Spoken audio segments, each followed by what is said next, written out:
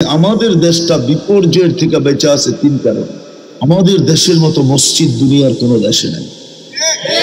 আমাদের দেশের মতো দ্বীনি মাদ্রাসা দুনিয়ার কোনো দেশে নেই।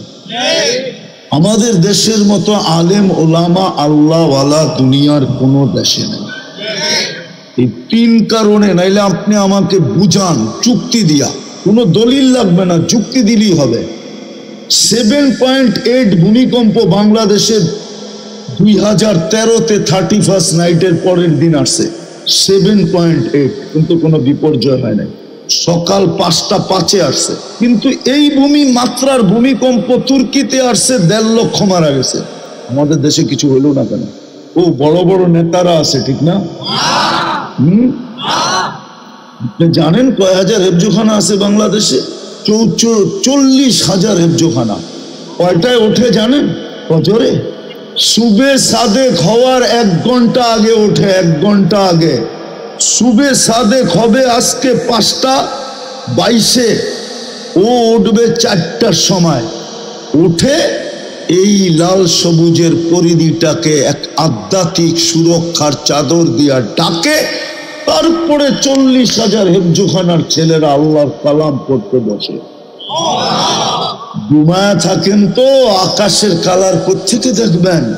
ওই সময় উঠা ছাদে উঠা আকাশের কালার দেখেন কেমন কালার হয়। ঘুমায় থাকেন তো কোত্থেকে কালার দেখবেন?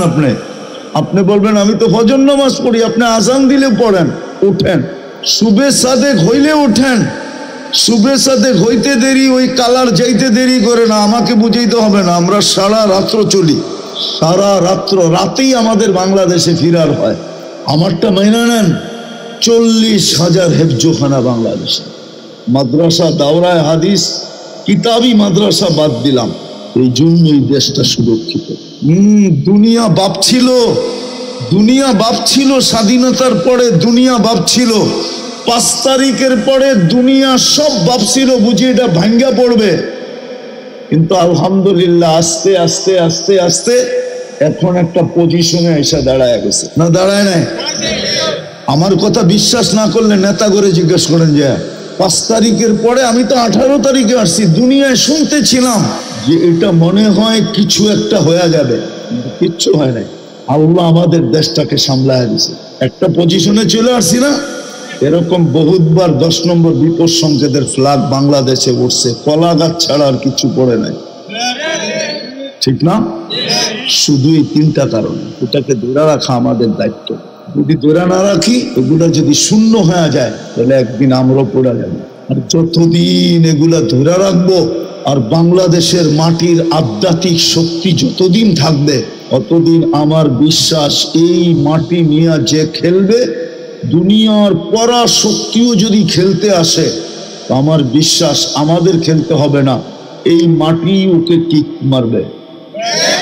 হয়তো কাউকে রান আউট করবে, নাইলে কাউকে বোল্ড আউট করবে, আর কাউকে নাইলে ছক্কা মাইরা বাউন্ডারির বাইরে বের করে দেবে।